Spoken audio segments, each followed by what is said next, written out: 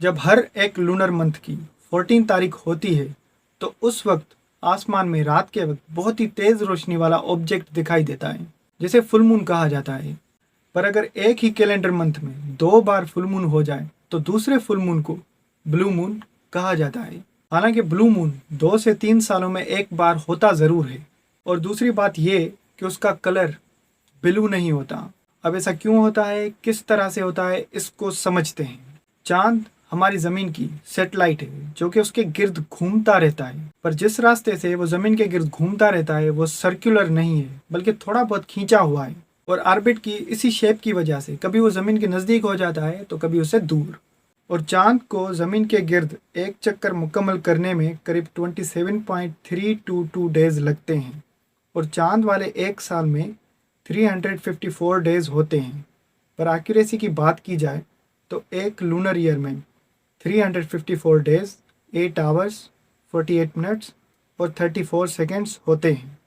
और ये साल कैलेंडर ईयर से 11 से 12 दिन छोटा होता है। एक कैलेंडर ईयर वो होता है जब ज़मीन अपना एक चक्कर सूरज के गिर्द मुकम्मल करती है। और इसी कैलेंडर ईयर में 365.25 डेज होते हैं। हम पहले भी बात कर चुके हैं कि चांद का ऑर्बिट कुछ खींचा हुआ है जिस वजह से वो कभी ज़मीन के नज़दीक आ जाता है तो कभी उससे दूर। जब चांद हमारी ज़मीन के सबसे नज़दीक पॉइंट पे आ जाता है तो उसे पेरिगी कहते हैं।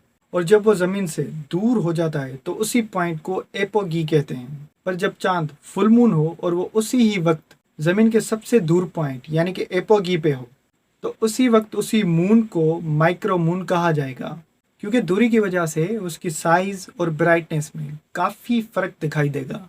पर जब माइक्रो मून होता है तो आम चांद से उसकी ब्राइटनेस 30% कम होती है और इसकी साइज़ 14% छोटी दिखाई देती है।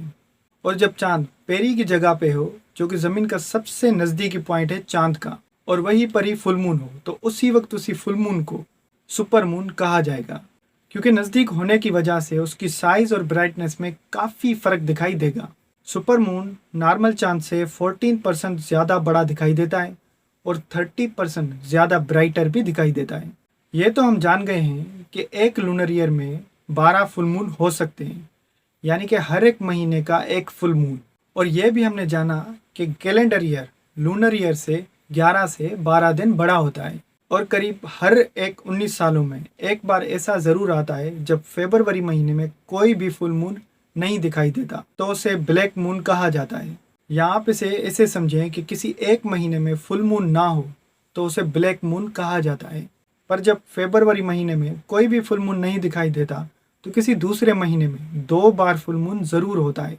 जैसा कि हम जानते हैं कि हर एक महीने में एक बार फुल मून ज़रूर होता है, पर कई बार एक ही महीने में 2 बार फुल मून होता है तो दूसरे फुल मून को ब्लू मून कहा जाता है।